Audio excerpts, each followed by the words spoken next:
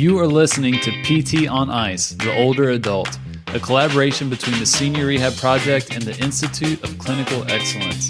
This is a rebroadcast of an original episode that can be found at ptonice.com. Hello friends, Dustin Jones here. I wanted to let y'all know that on January 1st, 2018, the Modern Management for the Older Adult course through the Institute of Clinical Excellence, the price is going to jump up $100. So I wanted to give you all a heads up. If you are at all interested in this course or on the fence, I know many of you all have already signed up. We're about halfway full. And at this rate, it's going to be sold out by the time we start. So I highly encourage you all to at least check out the course. But if you're on the fence, do it sooner than later because it's going to jump up $100 on January 1st. So for more information, just go in the show notes. There's a link to the course, but you can find it at ptonice.com. And without further ado, lessons learned in immersive design.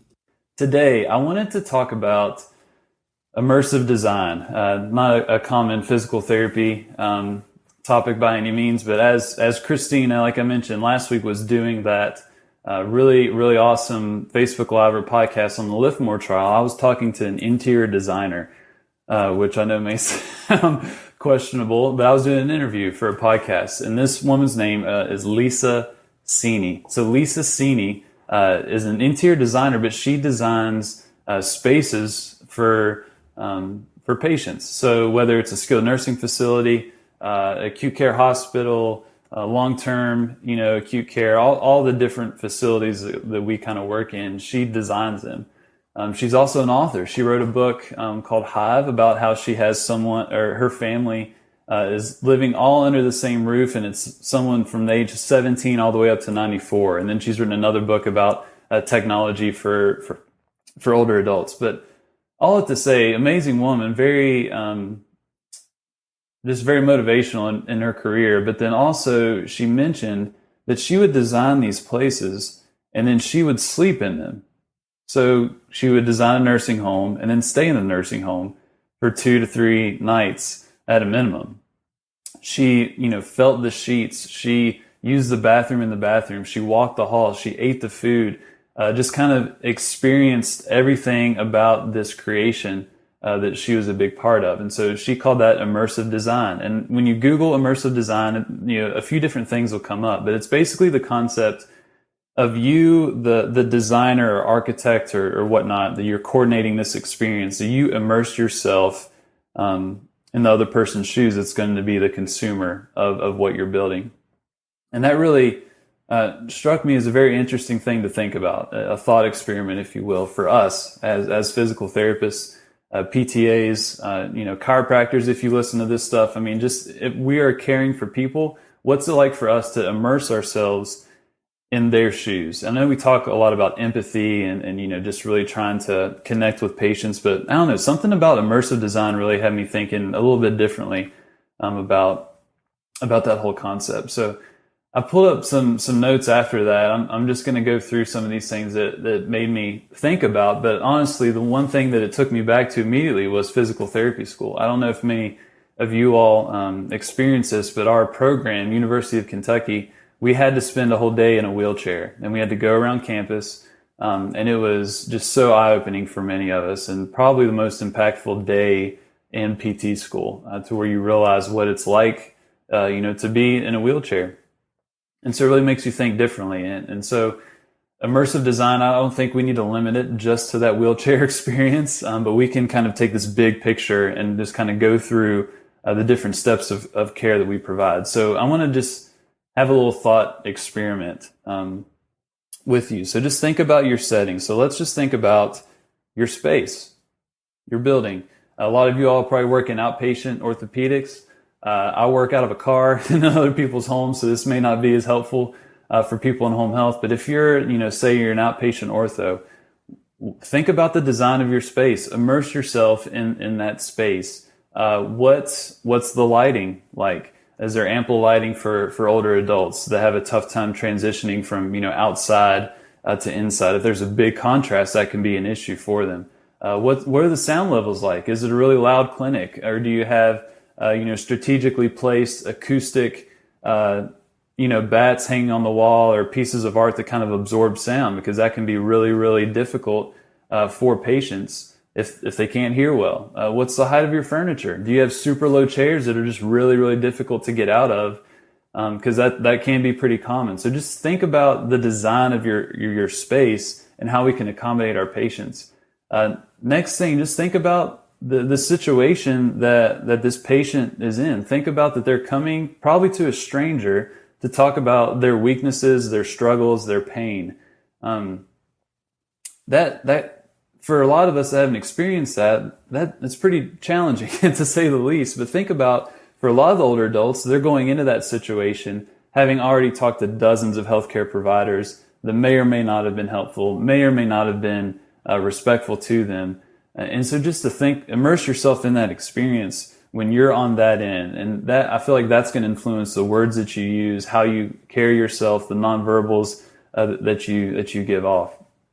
Next, the examination process. This is a big struggle, more so when I just graduated from school, but the concept of irritability, I did not respect as much as I probably should have. I know, I would try and go by the book, do my exam steps, 1, 2, 3, 4, 5. I would not change my route whatsoever, even if what I was doing was making the patient more painful. And I know we talk a lot about this at the Institute of Clinical Excellence, that irritability is going to guide a lot of what you're doing. We don't want to increase irritability with our interventions or with our examination.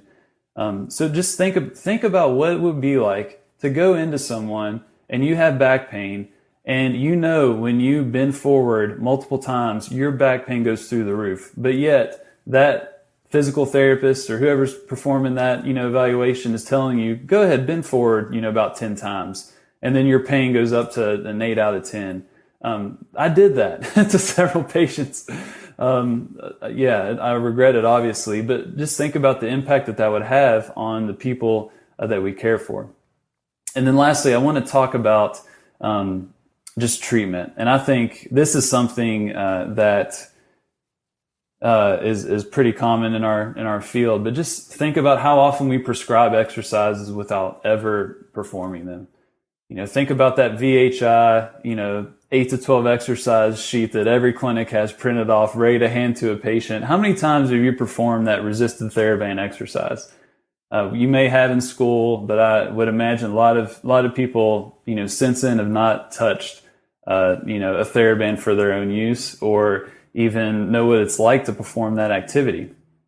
And I think some people that are really, setting a good example about this, of actually experiencing or doing what you're teaching people or telling them to do, is our fitness athlete division. So the clinical management of the fitness athletes, so, Mitch, Ryan, Zach, all those guys, they practice what they preach. And that's kind of, they talk about that a lot. We should be ambassadors for this stuff. We should be able to share in the struggle, if you will, with some of our patients, because they know, if I do a back squat, I've got a little more respect when I'm prescribing, that back squat to the patient.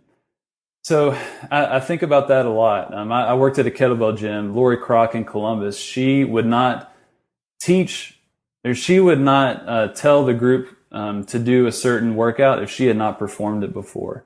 And that just really stuck with me. And I think, how often do I not do that?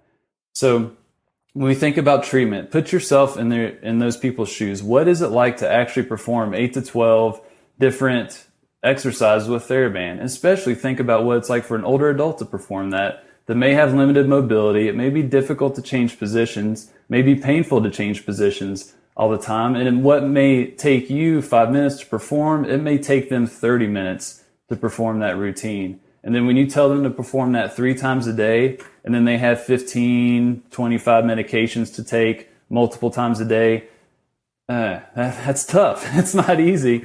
So immerse yourself in their shoes and what it's like for them. And I feel like that can have a really helpful influence on even how we treat, what we prescribe. And I know for me, especially after going into the home, once my elaborate, these 8 to 12 exercises that are pinpointing their specific deficits, now after I'm in the home and see what life is like for so many people and the struggles they have and all the medications they have to take and all the, the social issues that are so common. I'm given like 2 to 3 exercises for a home exercise program.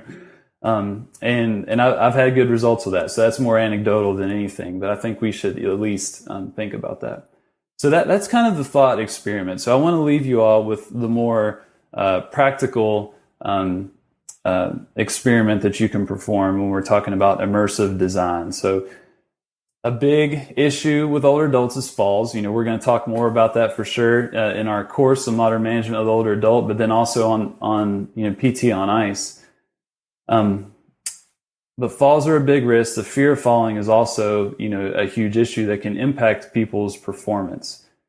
A lot of times people are afraid of the floor. If I've had several patients, I'll ask them, when was the last time you were on the floor not associated with falling? And I've heard up to 40 years, 30 years. I mean, people, as they age, they just don't get on the ground as much because they're afraid of it. They're afraid they can't get off the ground as easily as they used to.